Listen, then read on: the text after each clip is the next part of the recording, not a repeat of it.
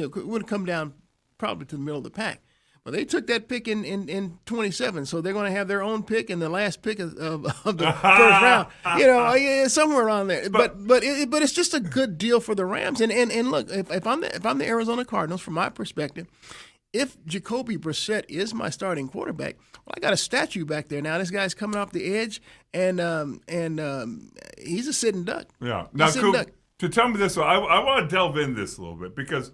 Well, we can sit here in Phoenix, Arizona, and talk about, you replaced Jared Verse, who's a Pro Bowler, with a better version of him. There's a lot of teams that aren't taking that deep dive. They're going, this is a little chancy.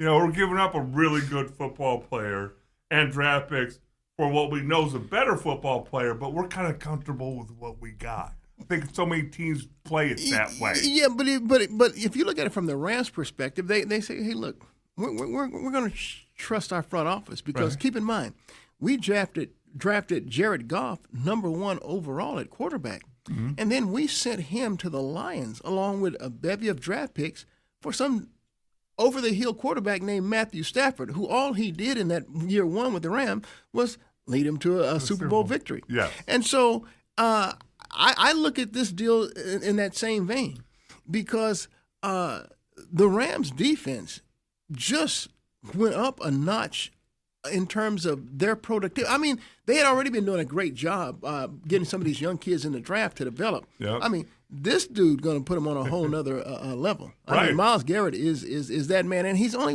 28 or 29? 30. He just turned 30. Okay. Just turned 30. Prime of his career. Yeah. He signed through 2030. So they've got to.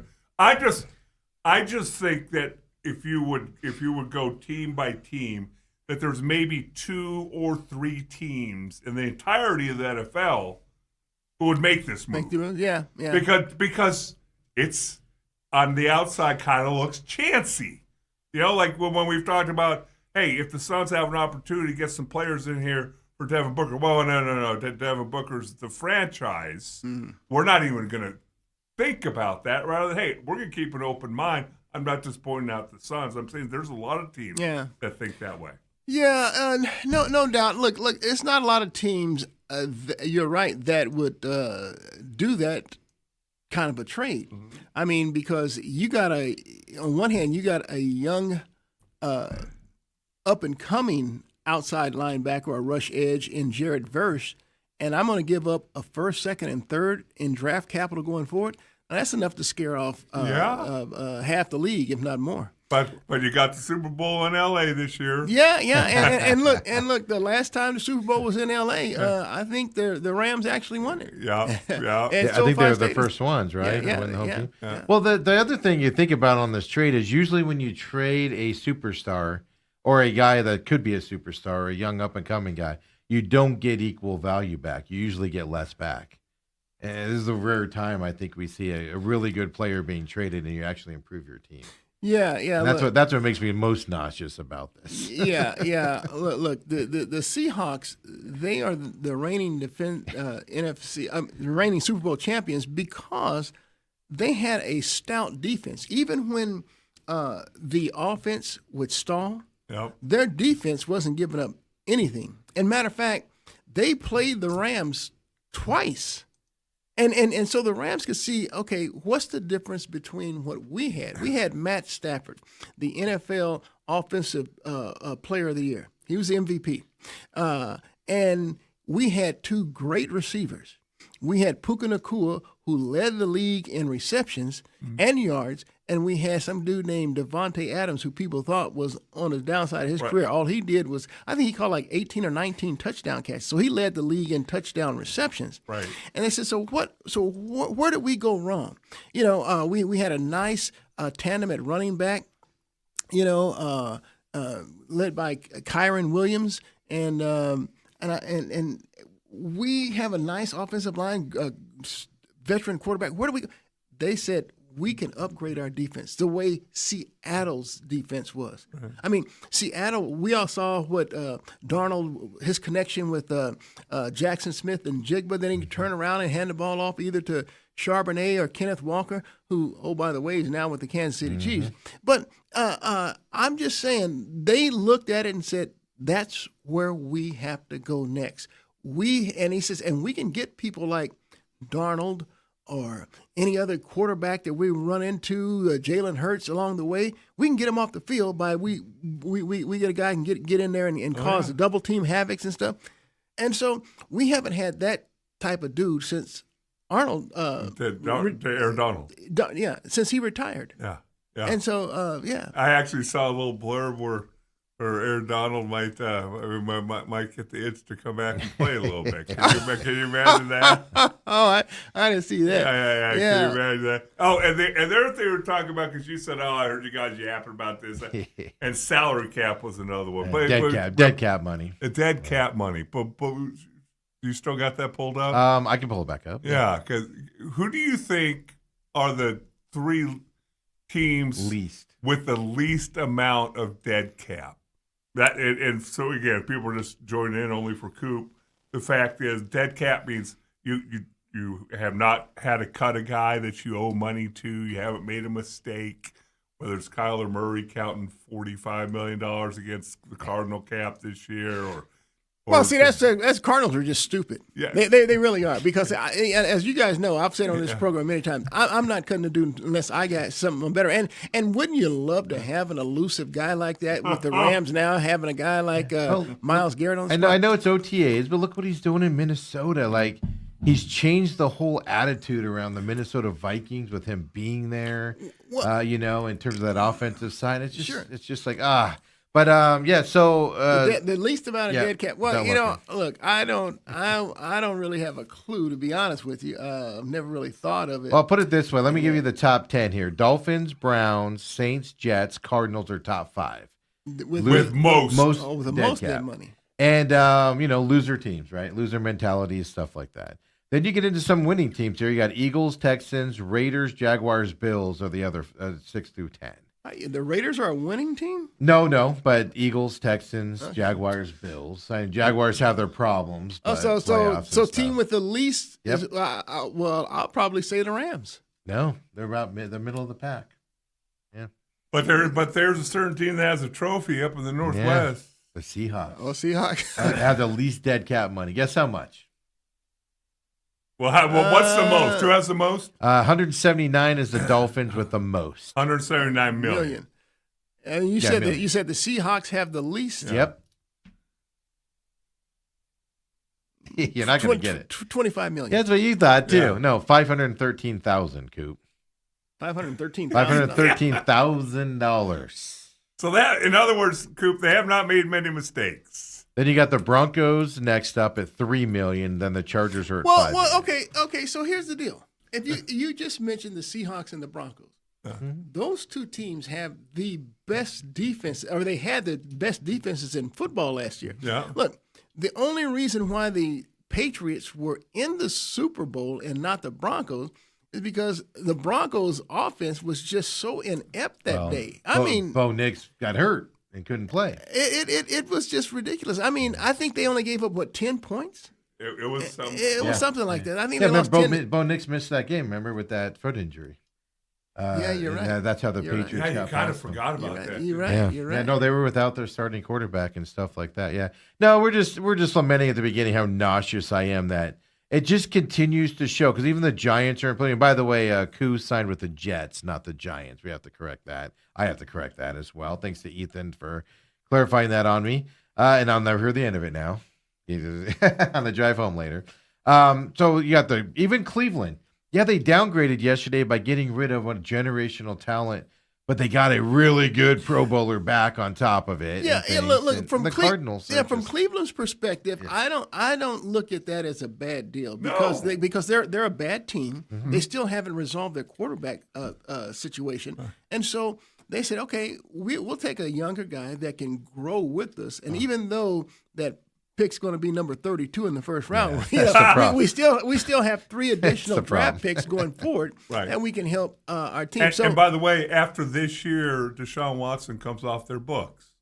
It's the last year of his guaranteed Yes, I thought money. He had one more. So so that's huge for them because they lose that guaranteed money at that point. Yeah, and stuff. It's just amazing to see. But hey, we're coming up on the top of the hour, and I want to give it enough time out there here and everything. But yesterday, Larry Fitzgerald Sr., obviously Larry Fitzgerald, number 11 Cardinals, his dad passed away yesterday. Media member for multiple years, known throughout Minnesota, became nationally known as Larry got bigger and into the pros and stuff like that. You guys know him and have met him. The thing I'm most upset about on this is, man, just as a dad, man, I hope he can get to that Hall of Fame ceremony. That's what I'm just upset about. Obviously, it's a big deal for everything, but I was just thinking yesterday, just sitting there going, man, to go through all that, be so happy for your kid and missing out on that in August. But I wanted to give you guys enough time to talk about Senior there and all that. Did you interactions with him there, Coop? Yeah. I first met Senior when Larry Jr. was introduced on draft day. And then I got to know him a little bit better that year up in training camp in Flagstaff. And I think when our relationship really started to grow was I asked him to do me a couple stories when the Cardinals were up in Carolina to play Cam Newton and the Panthers in the NFC Championship game. Okay. And so I had done a few stories leading up to game day with Mr. Fitz, including, their foundation work that they that they were doing with his late wife, who they lost to breast cancer, Carolyn. And so then it rained that day. I was up in the press box and I said, God, we got to fill a 1 hour post game show. So I asked Mr. Fitz if he would join me down on the field. I told him where we'd be. And once he finished up his locker room stuff, post game, if he'd join me on the field to do some live TV work. And he says, yeah. So I'm just waiting. I'm like, oh, geez, the guy's not going to show up. So I'm feeling I got to do some filibustering, and stuff like that. Dancing, the old dancing. And I'll be darned, here he comes running up, and it's raining. So we have people holding up umbrellas for us and stuff as we're trying to do the thing in the rain. And I mean, this guy, he just had Mr. Fitz, he's never at a loss for words. He can feel, and he has stories and stuff. I mean, it's almost like listening to Vin Scully on a blowout game try to fill the broadcast. Right. But he's got stories. Right. And so I thanked him after that. And I tell you, our relationship grew after that. I mean, we talk a lot. Matter of fact, he includes me on his a little group chat deal where he sends out, he does his radio shows and things like that up in Minneapolis. So he'll share those links with me and another group of people and stuff. And on this very podcast, I was talking about Mr. Fitz and his son and the impending Hall of Fame. And, I was questioning if I had said anything that upset him because, Mark Curtis had called me and asked, hey, did you see Cam's interview with Mr. Fitz? Yeah. That's when he got voted into the Hall of Fame. Right. Yeah. During the NFL Super Bowl week. And I said, no. So I looked it up and I watched it. And so, I even gave some comments. And I have not talked to Mr. Fitz since. And I have left him message after message. And he just wasn't calling me back. And I said, God, this is very unusual. And I was sharing this with Dale. I said, I was going back and said, did I say something that, upset him? Because he, that's just not like him. He always gets back to me. We talk so much, and I'm like, I was really wondering. So at Larry Jr.'s media dinner for that he had, last week, thanking the media for his coverage, for our coverage of him during his time with the Cardinals. I asked Larry about his dad. I said, well, Larry, I thought Mr. Fitz would be here. I mean, he says, Coop, he doesn't travel much and stuff. And I wanted to ask Larry at that point if I said anything that had upset his dad, because him and his dad, we're not talking anymore. But I said, this is not the right time. Right. And so I was shocked when Cam Cox actually called me and said, hey, man, did you hear this news? And he told me that Mr. Fitz had passed and that Marcus, Mr. Fitz's other son, had put out this post. I said, gosh, I get it now. All right. So, but those were my thoughts, and that I had said something maybe on this very podcast that it teed him off. And Mr. Fitz is always a straightforward guy. Well, that's what I was going to say. He'll let you know. And I'm just like, God. That's what I was going to say. That's what I would have told you. Was just he will tell you if you may say something he doesn't like. But I'm very saddened by the news. I mean, he was a great man. Matter of fact, Mr. Fitz, he had a procedure.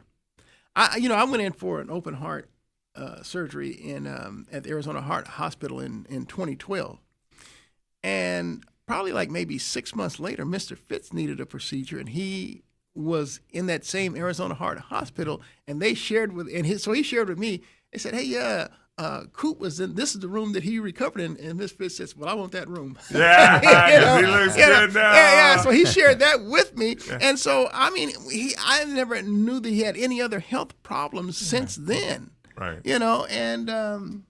I had a different relationship with Mr. Fitzgerald, but let's take our break, and I can share mine a little bit with you. Dale's isn't as glowing as yours. Everything ultimately ended up really good. Well, let's get into it. Yeah, absolutely. So come on back, folks. Second hour main event coming up next.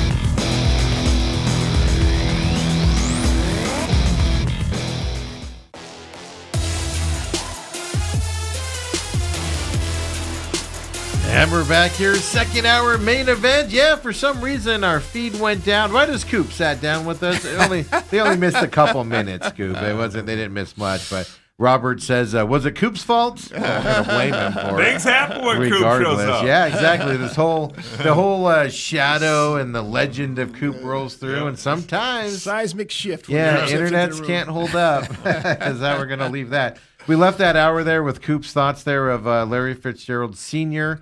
Of course, passing away yesterday. Larry Fitzgerald's dad is, obviously, most of us know us as, but us in the media world that followed him and know him a lot and stuff like that. And then Dale's had some interactions with him as well.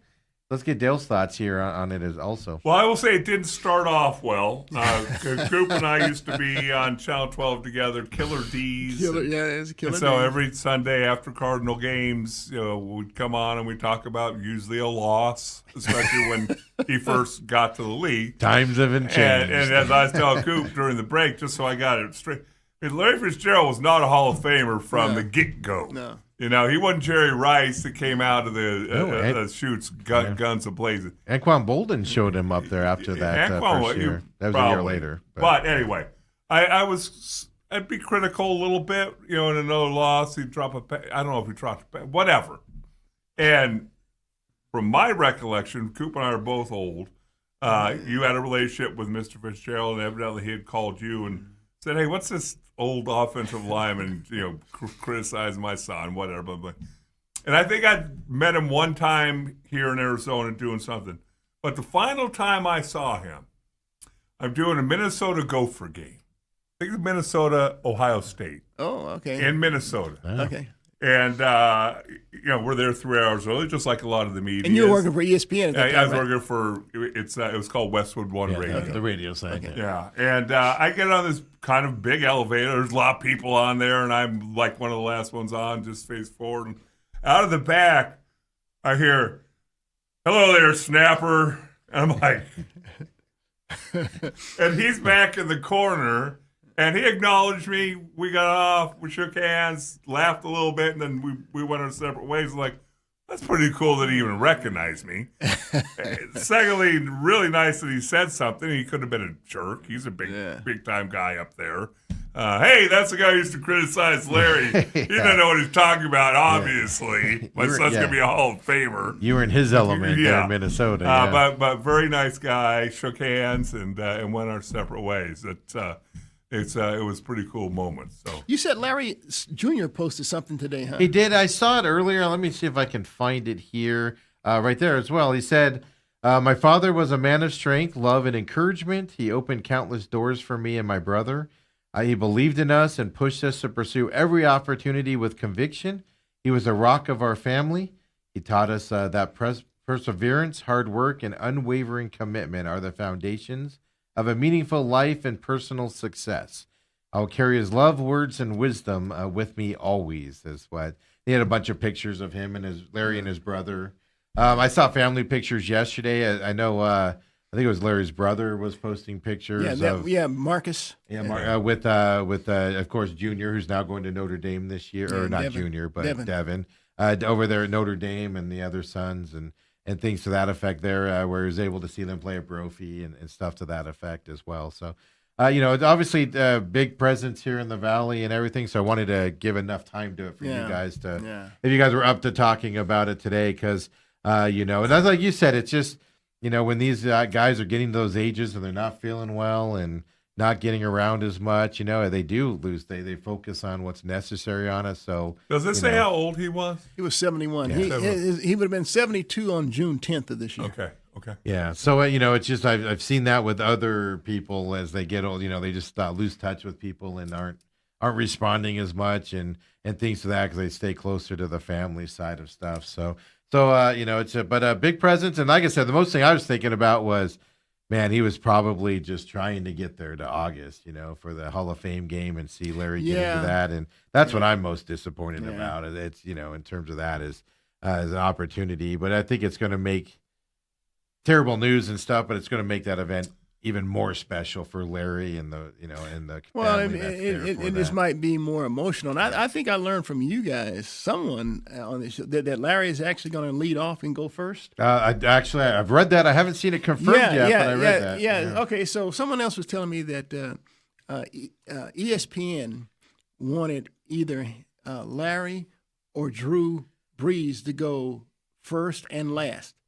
That would make sense, but who's going in? Yeah, and Larry says, no, I don't want to go last. I'm going first. Yeah, Larry wants to do it and then get out of there and not talk to the media, right? And so I heard that. So he's going to lead off because he doesn't want to follow anyone else. Yeah, but isn't that a Larry thing to do, though? Yeah. Well, but I tell you what, Larry even acknowledged that last week at the dinner that, the fact that he was fined for slipping out, it helped him grow. And so Larry he understood the responsibilities. I tell you, the only other, there's only been one media member, one athlete, I should say, that I covered here in the Valley that understood the media and their responsibilities and things like that. And that was Charles Barkley. Yeah. The guy for a guy that had to cover, we had to do his show.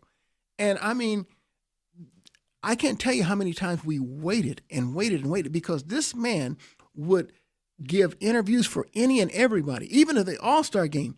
I'm waiting to get material from this dude, and he's talking with the Japanese foreign media. And and so he's just doing a bunch of stuff. And I remember after Suns had an embarrassing national TV loss, Dan Marley and Kevin Johnson, you went in the locker room, they're gone. It's like a ghost town in that locker room. One guy that stood around, Charles says, all right, You guys all come over here. Everybody get around. Get around. Everybody rolling? Everybody good? He says, I'm gonna make a statement. I'm not gonna take any questions. I'm gonna say only one thing, and that's it. That's it. He talked about how bad they played, they sucked, and he took the brunt of it and said falls on me. He gave you all you ever needed in a soundbite to go back and play, whether you're in radio, print, or TV. I mean, he understood. Right. And so Larry actually grew, and he talked about that as his deal, and understood better the responsibilities of the media and his responsibility relative to that. Right. And so, Larry will get up and he's going to say a lot of great things when he gets up there on that Hall of Fame. Is it Sunday that they do it on? No, they do it on Saturday because they have the Hall of Fame game on Thursday night, and then they do other dinners on Friday. Look, he's going to do a great job because that's who Larry Fitzgerald is. I mean, he has grown into the consummate pro. And so he'll do a fantastic job. But I'm just to piggyback off what Steve said. It's going to be an emotional time for him because, that's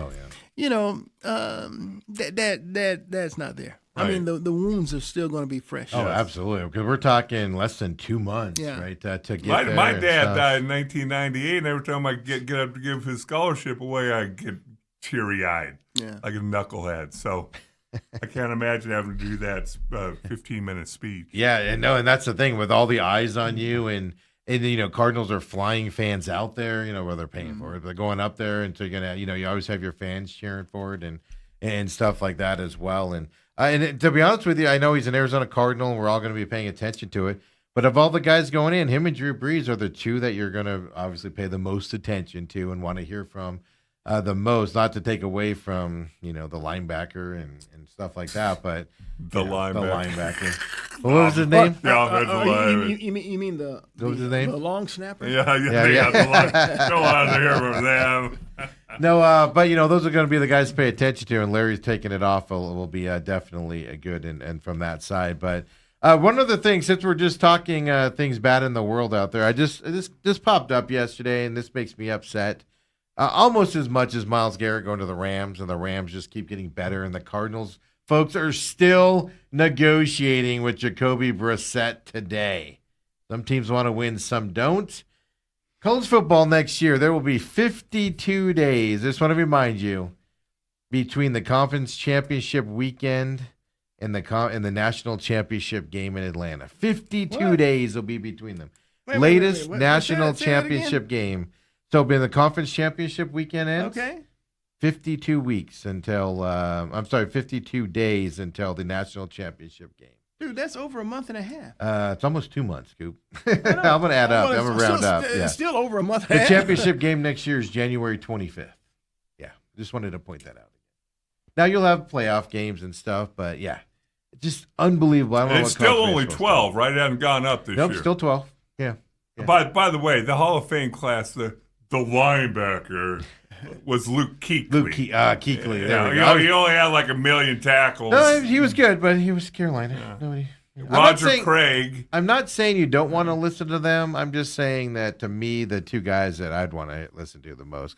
Yeah, well, you're a Cardinal fan. What's Roger Craig going to know about? What's he going to talk about? Bill Walsh and winning Super Bowls and the catch? Is he going to bring up the catch? Some guy named Joe Montana. Yeah. What's he got? What's he got for us there? I actually forgot Roger Craig gets in this year. Yeah, and Adam Vinatieri's the other guy. Now, the kicker. Does he even have to give a speech? I just hope he's drunk. So Peyton Manning. I hope he just says stuff, and then Peyton Manning at the end goes up there because all the gold jackets are in the background, and Peyton Manning stands up and goes, "This drunkard kicker, running his mouth over here." I know that wasn't Vinatieri that was saying that stuff, but that would still be a funny ending if they could work that out. I should reach out to Peyton and tell him my idea here as well. Okay. No, Dale? No? So after the 4 speeches that say, and Adam Vinatieri's getting a jacket too, but we don't got time to hear his speech. So sorry Vinatieri for bumping you. We don't have time for you. Well, I this would be mean. This would be mean of me to say it, but I'm just going to say it anyway. I mean, because I know Diana Rossini broke the story for obvious reasons. But that trade with A.J. Brown finally came off. Yeah. And she's not around to... That's what I was going to ask you report about. on it. Yeah, she broke it early. Yeah. Oh, no, they're still around. It's just they're being more quiet about it now. They were told to knock it off. Well, 2 adults were told to knock it off. Yeah. Well, Do you see that stuff? Just on a side note, you've been in media for a long time. I think it was a CBS sideline girl got fired last year, and she came out and said one of the reasons why she got fired was she was kind of not complaining, but she was bringing to light all the women in media dating head coaches and people around teams and stuff like that. I didn't hear that. Oh, you didn't? No. The national, it wasn't like that at Channel 12? No, it wasn't quite like that, my friend. Before we get into the Diamondbacks really quick, I know, Coop, you're just a giant hockey fan out there. Giant hockey fan. Okay. Ready for the final to start tonight? Yeah, you got Carolina and let me see. No, don't tell me. Carolina is playing. I'm impressed you know the first team. The Las Vegas Golden Knights. They are. there you go. In Carolina kicks off tonight. I just wanted to get Dale's breakdown of this game. You know, Dale breaks down hockey. Here's my breakdown. My breakdown You're gonna learn something is here, every Coop. bit as good as Steve's breakdown, because Steve, who knows hockey, obviously said the Colorado Avalanche are unbeatable. Well, first of all, everybody said that. Unbeatable, and that they're going to march their way to the Stanley Cup Finals. And they got swept, didn't they? They got swept. Yeah. Not Game 7, Coop. They got swept. So, I know as much hockey as Steve does. I think it's going to be a fantastic series. Mm-hmm. And I agree with you there. and I think that the Golden Knights, with the momentum they got, look out, Coop. Yeah, look, I was rooting for the Montreal Canadiens just because, you don't want to go that long. It's over 30 years since then. 93 was their last one. Almost like longer than the Cowboys. Yeah. Yeah, and so I was rooting for them, especially after being on that cruise and seeing how many Canadians were on that cruise, and that were just diehard Canadian fans there. I was like, oh, okay, I'm gonna buy into them, and so I was kind of hoping that they would do it for the northern part of America. The hat of America as well. Carolina's 12-1 in these playoffs, by the way. Carolina is 12-1. Yeah, 1993. I wanted to make sure because I started thinking, like, was that the Knicks? I thought I was the governor of New York there for a second. The Knicks were 73 since they 73, won. Yeah. So 93 is last, and Montreal was the last Canadian team to win the cup, and they did it in 93. Last and stuff like that. But no, Dale, I'm shocked you went with the Knights. I'm actually picking the Knights. I put my fandom aside and all of that stuff. Well, you're a fan of the Knights. I know, but I put it aside. I broke down the lineups and stuff like that. I will say Carolina will win Game 1 tonight because Vegas has been sitting. I'm interested in seeing how Vegas plays tonight, and if they sneak out with a win, they're definitely winning this series. But it's going 6 or 7. I look at Vegas like I do the Oklahoma City Thunder, and I know, but it's a little different because Vegas was truly an expansion franchise, and I just watched they have the expansion draft, so each NHL team can only protect so many players. So and we had the Coyotes at that time. Yeah, had the Coyotes exactly. And so I'm watching who they took from the Coyotes as well, and blah blah blah. And I'll be damn if these freaking guys don't go on and just they had an unbelievable expansion year. Right. And, they made the finals in their first year. Or final in their first year. Yeah. And I'm just like, that's what good owners do, Coop. Jeez, come on now. and so I'm jealous. And so I think a few years later they actually won it all. Yeah, they did. Yeah, again, yeah, and they won. They've won one. They lost to Washington.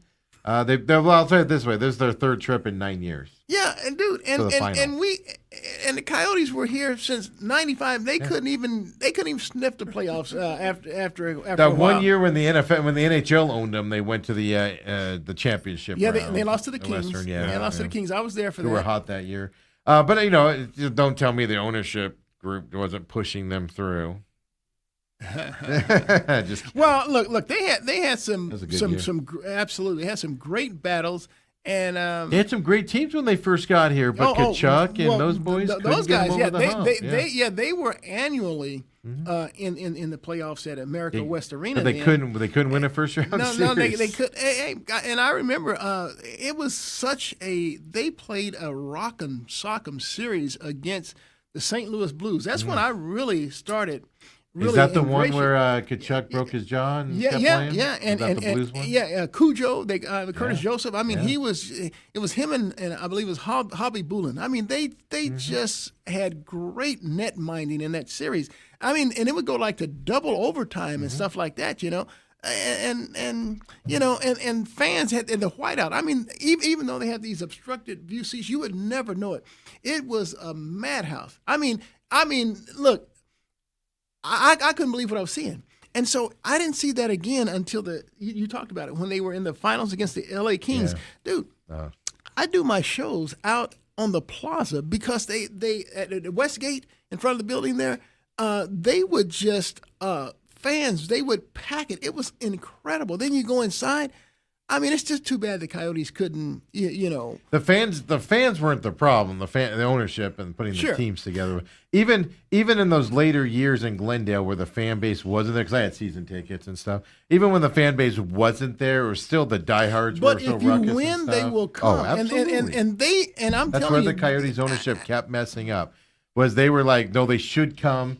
We're not going to put money into this team because nobody comes and watches them, and it costs too much money. Not realizing if they would have done it right and not put Gretzky in charge, who just brought his buddies in, and they weren't able to win and stuff like that, the fans would have supported them. At the end of the day, if you win, that 45-minute drive to hour drive from the East Valley becomes like a half hour if you're winning. Yeah. And to my point, so I was jealous of Vegas. So it's hard for me to root for them. And OKC, granted, they were the Sonics that came here. Dang it. I mean, they're doing something our Phoenix Suns haven't done. No. I mean, come on, man. So I get a little jealous of those two teams. They're sitting at home now. You should be. We're going to talk about that with you in a second. But here's the deal. I couldn't win in this series because I can't stand the Spurs. I will never forgive them for the Robert Horry hip check. Okay, but I brought up something yesterday because I agree with you. We all have those feelings. So when we come back here, I want to talk to you because obviously we won't see you. That series kicks off tomorrow. These are my two most hated teams in basketball. Oh. Spurs and Knicks. Is that right? Hopefully the planes just break down. What do the Knicks do? I've always hated the Knicks. Just New York. Hey, Coop, you and I are old enough. My first favorite team was the Knicks because that was when Clyde Frazier was there. That 71, 72, 73. I was just getting into basketball. I was 8, 9, 10 years old. My first favorite team was actually their rivals, the Boston Celtics. Okay. Yeah, with Hondo, Havlicek. That was Patrick Ewing and those guys. They just always rubbed me the wrong way with their attitude. John Starks wanted to fight everybody all the time. We'll talk about it. Come on back, folks. Main event.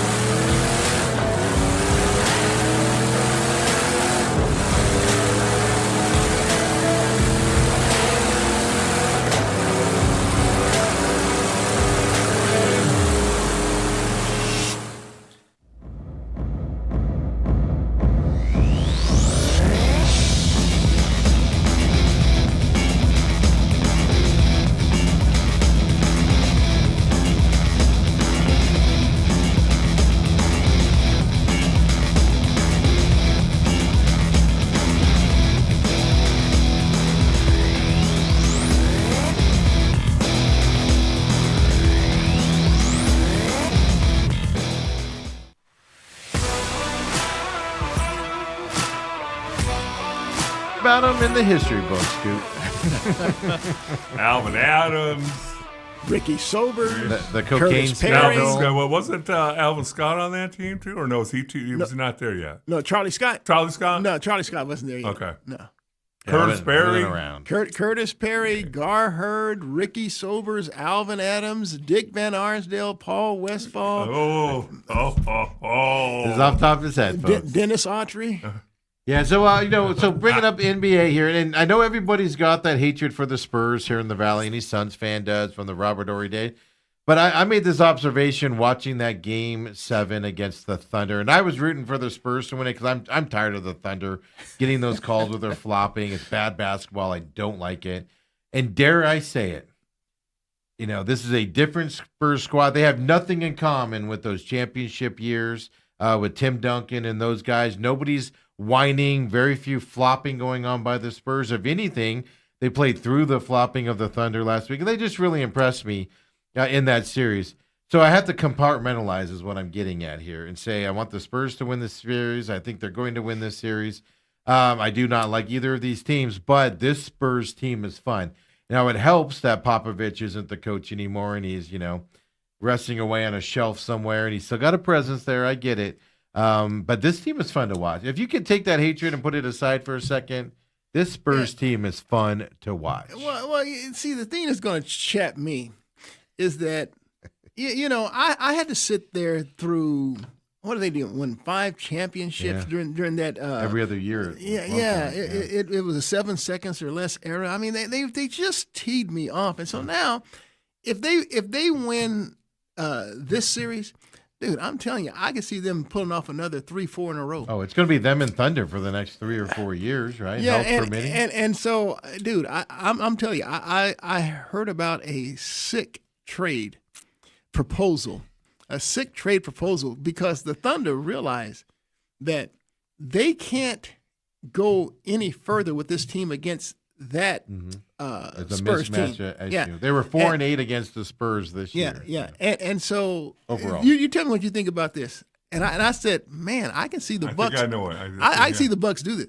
The Bucks, the Thunder would send Chet Holmgren, Jalen Williams from Perry High School, along with first round pick in 27. First round pick in 28, and if the Bucks wanted multiple picks, the Thunder have 2 firsts this year and 3 firsts in 2028. So they can even let's say throw a 127 and 228 first round picks. If I'm the Bucks, I'm saying, dang, I'm getting 2 All-Stars and 3 first round picks for Giannis. I got to do that. And so now, if you look at the Thunder, the Thunder now have something. Because Giannis Antetokounmpo, he can actually give Wemby a fits. He can give Wemby fits that they're not getting fits from with Holmgren from Chet, or Hartenstein, or Lou Dort. Yeah, and so I'm like, dang, they are so deep. See, they're used to playing without Jalen Williams anyway this year. Right. They got A.J. Mitchell, and they're saying, look, okay, so we're replacing Chet Holmgren with Giannis Antetokounmpo, and A.J. Mitchell will replace Jalen Williams. And, we don't need those 3 first-round picks anyway, 1 in 27 and 2 in 28. He says, we'll leave ourselves with 1 pick in each one of those draft. We're so deep, we don't – and I'm like, dang. Well, that is a look, I don't want the Thunder to do it. Because, again, I'm jealous of them, but my gosh. Think about this, though, Coop. We just saw something go down yesterday that is somewhat along those lines, where that would be a ballsy move by Oklahoma City, because when you look at it, you're a quarter away from going to your 2nd straight NBA Finals. And yes, Chet Holmgren struggled in this series. No, he's not, and he's going to struggle against Wemby every time. He is, but he's still an All-Star. Yeah, and he's still an All-Star. And so if you're from the Milwaukee Bucks perspective, that's what they're saying. We're getting 2 All-Stars and 3 first-round Because if picks. you're Milwaukee, you don't have to go through San Antonio until it's the final. But that would be taking a chance from a championship team. And Giannis, while I agree that he's a supreme talent and he's better than any of the players in the trade, I think he's the is he best. going to be healthy? His mindset. I think he's the best two-way player in the league when he is healthy. Now, granted, he doesn't have much of a perimeter shot, but I mean the way this guy can attack the paint and the rim, and the way he can draw double teams. Are you freaking kidding him and me? SGA would be lethal. But again, do they have I the don't even wanna think guts? about it. Do they have the guts like the Rams did to pull the trigger? Well, if Presti is smart, and there's no reason to think that he's not, 'cause this guy's been a genius. I mean, what he does. I mean, he even picked up Jared McCain. McCain was their second best player in this series. Right. You know, he really was. The dude was coming off the bench, and he picked him up at the trading deadline. Right. I'm like, I thought it was like nothing more than just like a footnote in the transaction. Right. But I mean, dang. Yeah. I mean, and so look, if I'm Presti, I make that move. I mean, I think it's a brilliant trade. Well, my only worry about Giannis is he's this on 31. again. I know, but the on again, off again stuff that's been happening in Milwaukee. Sometimes guys take advantage of that stuff. The rumors that he wasn't showing up to meetings on time, and planes were waiting for him, and stuff like that. Can you get out of that funk when you go to a team like Oklahoma City? And that kind of worries me a little bit about him. It's been, 2-3 years? He's been kind of... a couple coaches got run out of town. because of him and stuff like that. Just makes you wonder, like, will that rock the apple cart? I like the trade on paper, but I'm not sure Giannis's headset in the right spot. well, That's what would worry me. But winning has some way of I don't want to see that. I don't want to see That's the that. thing. I don't want to see that trade go down just because it just makes it even tougher for the Suns. That's the issue, My right? God. That's the problem. Yeah, who the Suns going to have guard Giannis at that point? I mean, it's already. Yeah, they got rid of Kevin Durant. So. Did you see? So who do you have in the series? Spurs or Thunder? Before I have something else. Well, I'd like to see the Knicks win it, just because I just feel that the Spurs are, if they win this, I mean, even if they don't win this one, the Spurs are going to go on this run for. They may be the next team to three-peat. I mean, for crying out loud. That's how impressive they are. I mean, look, San Antonio, come on, the women, come on. Let me tell you something. It's not often that I see anybody, from a guard perspective, overpower Lou Dort. Right. Mm-hmm. But I'm telling you something. That's Stephon Castle. He was a grown man in that series. He was. I mean, you talk about his physicality. Yeah, that's what I'm getting at with this Spurs team. This Spurs team is fun to watch. Well, and they allowed, I will say this, we have not talked about it, but Game 6, Game 7 was officiated differently than Games 1 through 5, thankfully. And the regular season. They allowed more physical Yes. players. They kind of swallowed the whistles a Yes. little bit more. And I like that. And that plays to the Spurs advantage because they have some physical wings. And we talked about Stephon Castle, but I'm telling you something, man. At Dylan Harper, even though he's a rookie, that's a grown man. Yeah. Devin Vassell, look, he may look a little slight. He's a grown man. They play ultra aggressive, and I didn't know that De'Aaron Fox could defend the way he did. I always looked at him as like a true point guard, a guy who's a scoring point guard, rather. You know, but he played some physical defense. I mean, they threw those 4 different guys at SGA. They just wore SGA down. Yeah. Well, another thing I can tell you is just jumped into my mind. You have to look no further than that Cornet block on Hartenstein. Yeah. That 90. That was a 4-point swing. Yeah. With 98% of the time is getting called, even though there was not a foul, right, just on the anticipation of 2 big dudes going up in the air. That's a good point. You know, good point. And I don't even know if the Thunder or the Spurs had a challenge left at that time. No, I don't think. Well, I don't know if they did or not, but that's called majority of the time. Yeah, it just.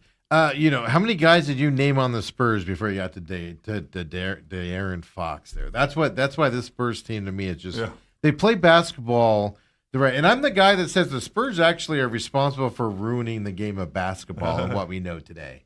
Popovich created, Hack-a-Shack. Popovich created we don't play until Christmas time, and then we'll start playing.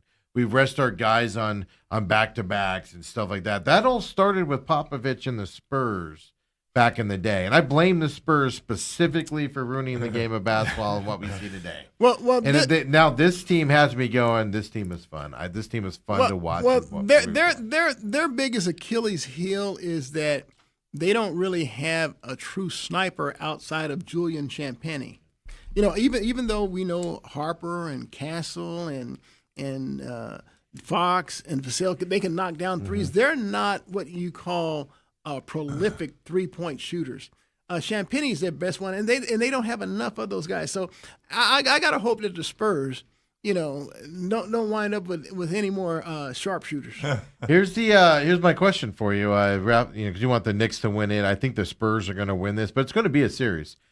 I don't think the Knicks have not played a team defensively like the Spurs. No, well, they haven't seen anybody like Wemby. Yeah, since the regular season and whenever they played, right? Yeah. And stuff. Nobody in the East is like this Spurs team. Nobody in the East is like this Thunder team.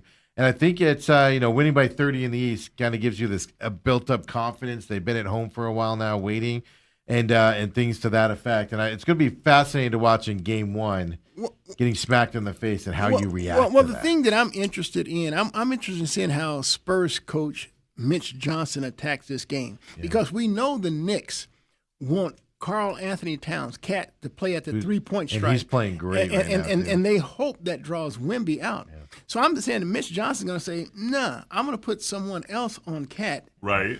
And I'm going to leave Wemby on someone who plays closer to the paint.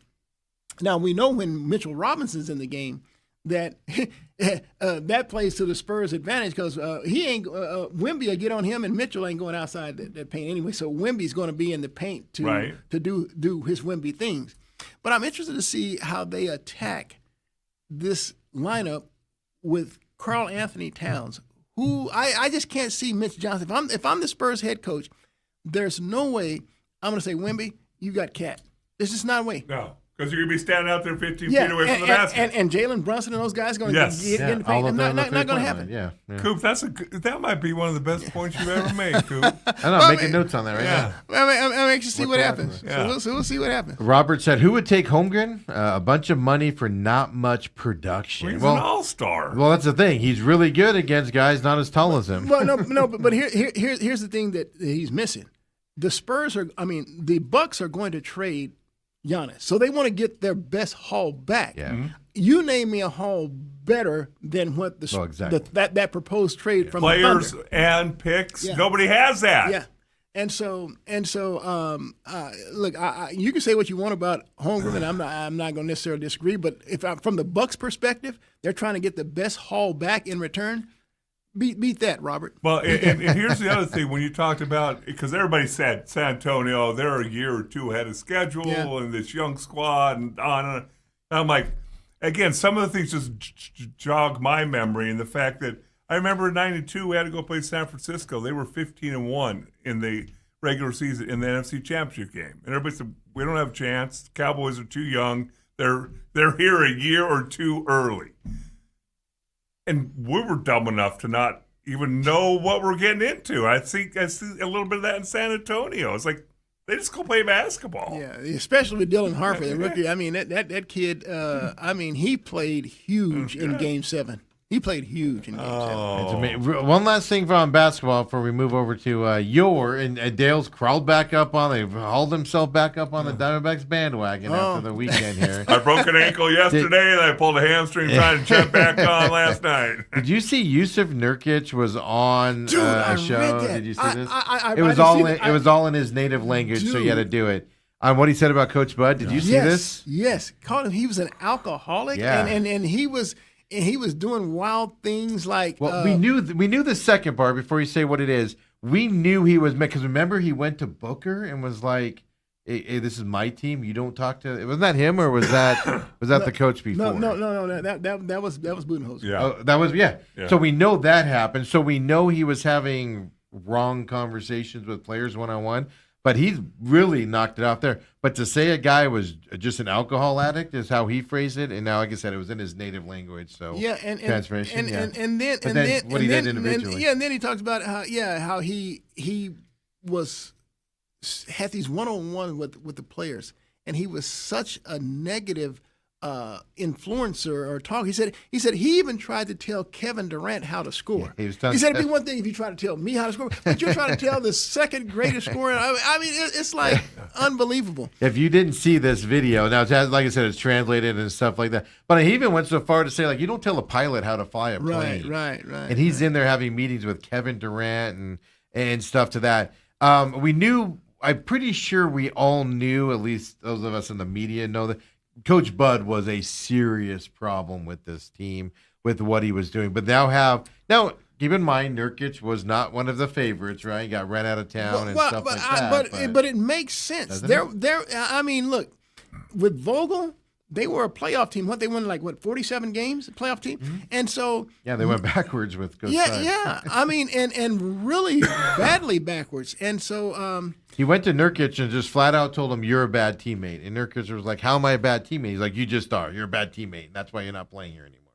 Well, and I will tell you from some of the people that I know that we will remain anonymous, that they would not refute any of that either. That would have some knowledge of what was going on. Do people claim the alcohol thing? That's the first time I've heard that. I've never really heard that, but I've heard domineering. I hear control freak. I think those are. I don't know if I know it got out into the public. I don't know how much it did. I know we certainly talked about it here.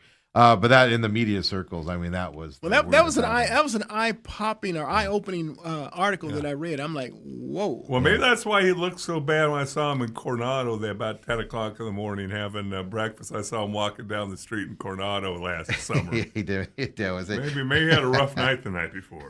Or rough morning. Yeah. It's still going there as well. I've just never seen a player. I've seen players rip coaches in the past, especially ones that get run out of town and stuff to that, but he did it so even kill. He waited a full year. And he did specifics. There's no reason to attack Coach Bud today or whenever he did this, yesterday or whatever. No. But then he went into specifics where it sounds believable. He wasn't just saying that stuff. But the alcohol thing was it made a lot of sense to me once I read it. Oh, yeah. I just want to make sure you guys saw that, what you guys thought. And it's just like, what? But to say a guy's got a drinking problem, I mean, that's... Well, and it's a little stronger language than just a drinking problem. Yeah. But anyway. Well, yeah, like I said, it was in his native language, and they had to translate it. So, when he called him an alcohol addict, I'm like, who says that? Yeah. But it might be the term that they use over there.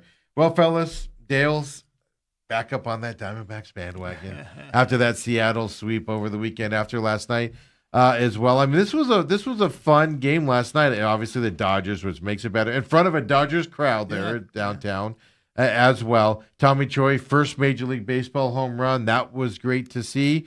But before the game, because I talked to you on Friday, we talked to you here. Pavin got called up.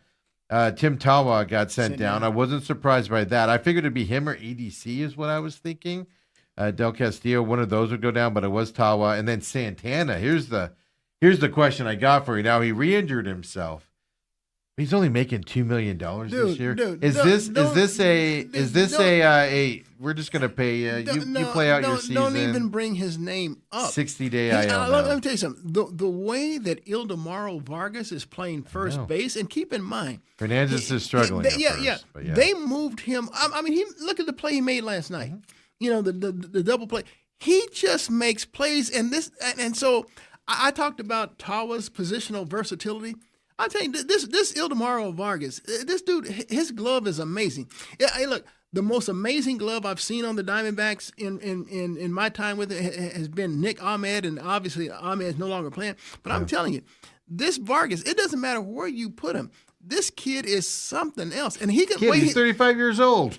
Yeah, I know. But he is, and this is like his third tour with the stint with the Diamondbacks. He's struggled everywhere he's been. Yeah, but the way he's playing first base, I mean, Santana is irrelevant. Don't even mention his name. No, the only reason I bring it up. This is what you got to put in front of Santana's name. DFA. End of story. Well, this is my argument. I'm not saying he's not hurt or whatever, but it's almost like I saw him go to the 60-day, and I went, thank goodness. Because you could just see the Diamondbacks trying to shoehorn him back into this lineup and stuff. I can't and they're not do even that. messing with it. And here's the deal. I think I touched this last week, but look, I just read where I know I saw in the game last night. They gave an injury update report. They talked about how AJ Puck's going to start a rehab in Reno, and Jordan Lawler's not far behind him. He's actually hitting in the fall league right now, and I think he's got to go to Reno and get some bats. And so I'm like, okay, now we're getting into some problems. See, and that's what I brought up to you last week was with guys coming back here, you're going to have roster problems. Like Gurriel's coming back, and then what do you do? But these aren't guys. A different term. They're not problems. Yeah. Because it's an overabundance of guys that can play. Well, here you look. I've already figured out that problem. I already know what I'm gonna do. But let me tell you something. And this is another. Just because Puck's coming back, and then you watch Taylor Clark. Yeah. He threw the seventh. I mean, the guy's been spectacular. Yeah. And then some guy named Brandon Garcia, who started the season in the minors. This dude, his ERA is under 1, 0.75. Yeah, whereas Clark's is just barely over 1. And so I'm like, Ginkel's throwing extremely well. Even Loaiza, I mean, they are throwing well. So I mean, who do you move out? Who do you move out to bring Puck back in? But you got to know, Coop, and you got to know the way the Diamondbacks operate, that within the next month, there will be an injury to somebody. Don't you think? Honestly, don't the odds tell you? Why would you even speak that into existence? I'm not casting it upon anybody, but isn't that kind of the way it happens? Yeah. Let me tell you something. The way I'm looking at their bullpen, and I'm definitely going to keep Brandon Pfaadt anyway. He's the question mark that you got. Well, I got to keep him. I got to keep him because I'm looking beyond this year. I think he's still a big part of my future. I am not discarding him. So but for the rest of here's my question on Pfaadt though. For the rest of this year in the bullpen, because they're doing this weird thing with him where they're trying to keep him stretched out for starter, but then want him in the bullpen. Yeah. And you could see an injury. We saw that with Dre Jamison when they try to do that with him. So they got to decide what they want from him this year. He's either going to become a relief guy or he's going to be stretched out. I don't think he has any minor league options left. So I have to. I thought he had one left. Does he? You might be right. Okay, but I do know this. I am trading both Lourdes Gurriel. Okay, I agree with that. And Zach Gallen. Trading them both. Right. They're both in the last year of their contracts anyway. And I might as well try to get some prospects for them because, look, if you could say, well, look, the Diamondbacks, they're clearly showing they're going to be a playoff team, so you like the experience of a Lourdes Gurriel Jr., I'm going to say San Antonio Spurs there. No, look, I got some young kids. I have some young kids who are playing well. They're more athletic, and they run better, they catch better, and all things. They're lacking experience. I'm going to give these young kids a chance to gain some of that experience on the fly this year. Gurriel, bye. Zach Gallen. Look, I got some dude named Corbin Burns coming back, so it's not an experience thing here. But you're in the final year of your contract anyway, and you're the worst of my 5 starters right now. Bye. Yeah, and it's pretty simple. By the way, Brandon Pfaadt does have minor league options remaining. I was pretty sure really? He did. Yeah.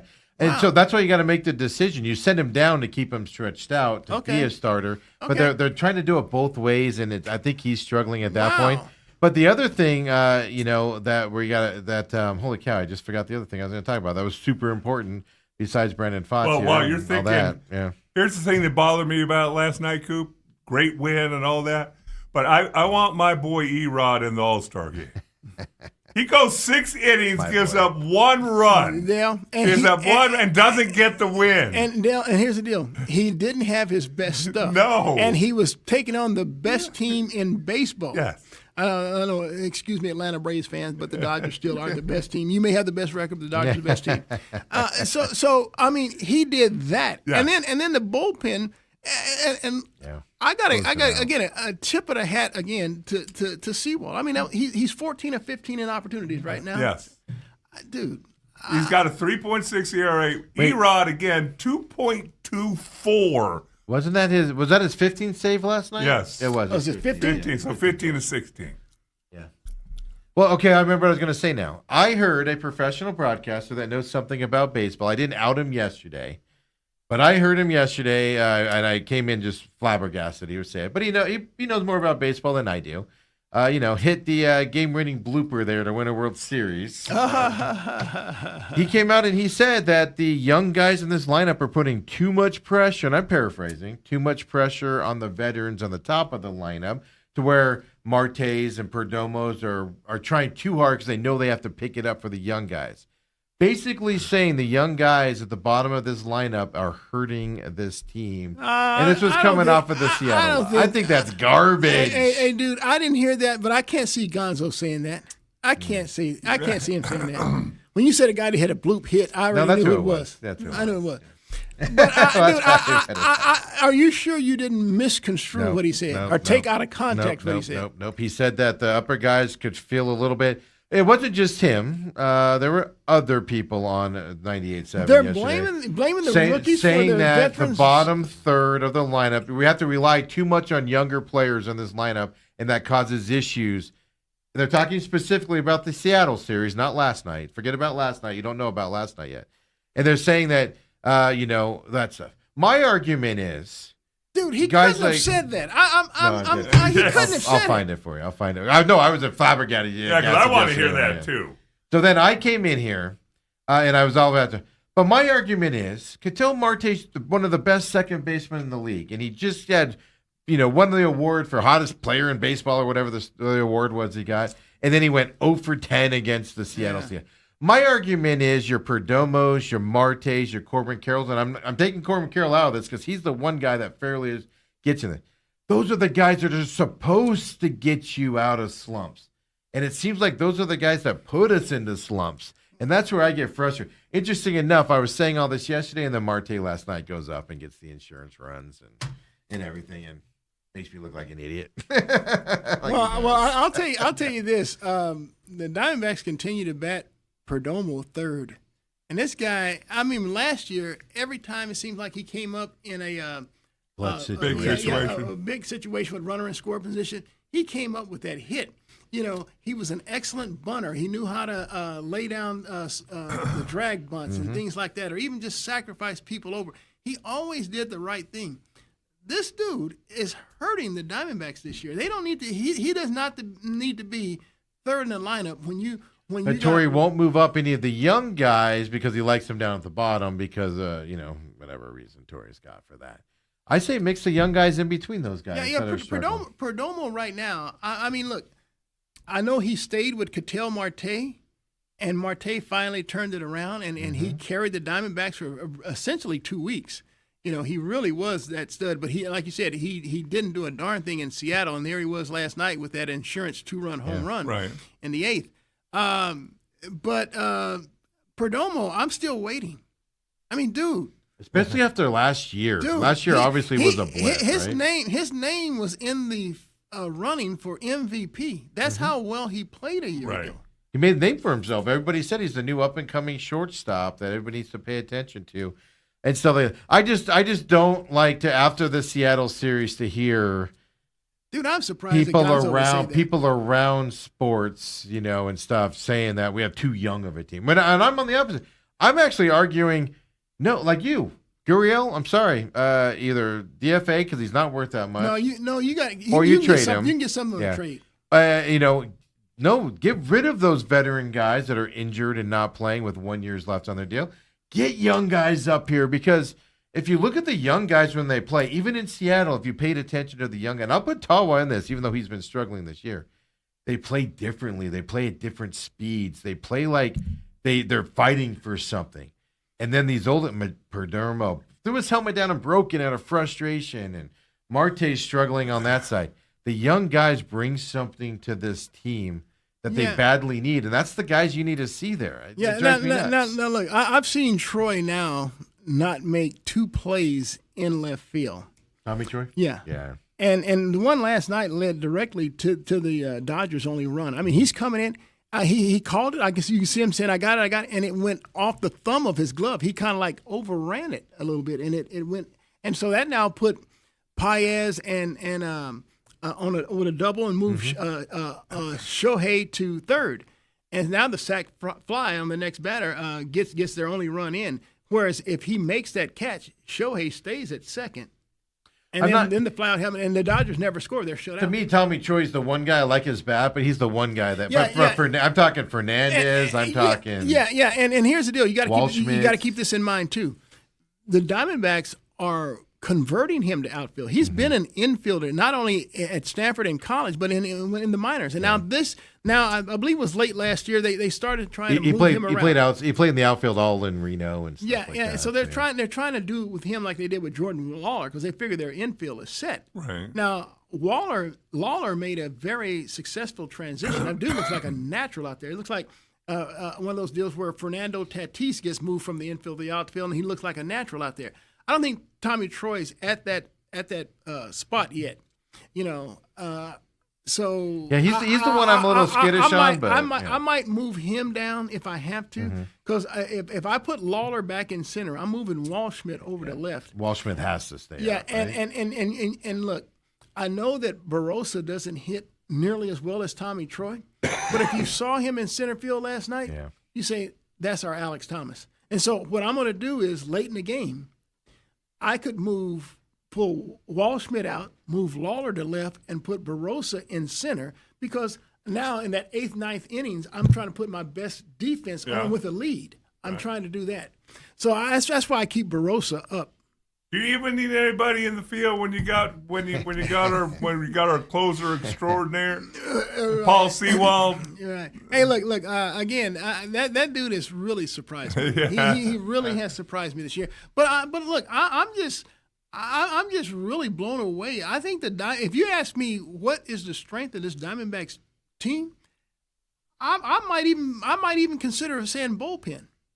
Oh, now really you have to. I might, and I would never have said that. I don't remember if I had this stat for you on Friday, but I had it last week. Diamondbacks have the least pitched bullpen innings, second least. Dodgers have the least. Diamondbacks are second least pitched. Well, that means your starting pitching is doing well. That means your starting pitching is going deep into games, and you're only 3 innings or 2 or 3 innings for your guys, and that's how you keep a bullpen fresh to where they aren't screwing up all the time. So they're not tired and arms all dead and stuff to that effect. They actually are getting to the point now. They have to pitch guys. Yeah, they literally have to throw guys out there just to get them some work because they hadn't pitched so long. Who goes tonight? Is it Soroka? Soroka tonight. Yeah, after Erod. So I know. So against the Dodgers, and it's good to see that win, and last night and fight back, and especially being down 1-0, come back on that with the home runs. Young guys, then the old guys got involved on it. It was good to see. Now they got to keep that rotation going forward. I'm looking up here because who's going for the Dodgers? Eric Lauer. Okay, Lauer. Okay. Soroka's 7-2. Dude, Soroka, those are the two best pitchers. and Erod have been just lights out. We need to have World Baseball Classic every year. With those two. Yeah, because that's when Erod made his turn, didn't he? And he came in. Erod always comes in. Sorry, Erod. He comes in chubby, looks a little chubby in training camp. And he was in that World Baseball Classic, and he was jacked. He was ready to pitch and all of that stuff. And it's like, all right, that's what he needs. National pride. Yeah, he's been the surprise to me, along with Soroka in the bullpen. I didn't Sewald in the bullpen. Well, okay. Well, I'm getting. You mean and the bullpen? I'm I'm sorry, you said Soroka and the bullpen. I misheard you there. Yeah, sorry. Yeah. But yeah, so there you go. Diamondbacks. I was saying earlier in the show, the thing I love about this job, Coop, is yesterday you can come in one day and just rail on Marte for being over and not performing as a guy that that's the leader of this team, and then he goes out the night of and just makes you look foolish that night. Look, I remember the Diamondbacks opened the season in L.A. against the Dodgers, and they played them tough for 3 games, and they came away with 3 heartbreaking losses to start the season. And so I think they went on this run thereafter where they didn't lose another series for a long until they hit the White Sox. Or was it the Cubs or White Sox was first? One of those. The Cubs. And so to see them get the first of 4 against the Dodgers at home last night when it was clearly Dodger blue. 3-1. I mean, watching that game, you're like, all right, we're at Dodger Stadium today. Perfect. Where's Vince Scully's doing the game? And so you figure they're selling Dodger dogs last night. Yeah, really. And so you figure the next 3 nights is going to be the same thing. And if the Diamondbacks can win 3 of those 4, I mean, I think that would do a world of good for them in terms of, not only their confidence, but how they feel about themselves going forward. I mean, the Nationals are coming in over the weekend for 3, and look, the Nationals are playing pretty well. But if you take 3 or 4 from the Dodgers, oh man, I don't know. I think the Diamondbacks will do something pretty special before the All-Star break.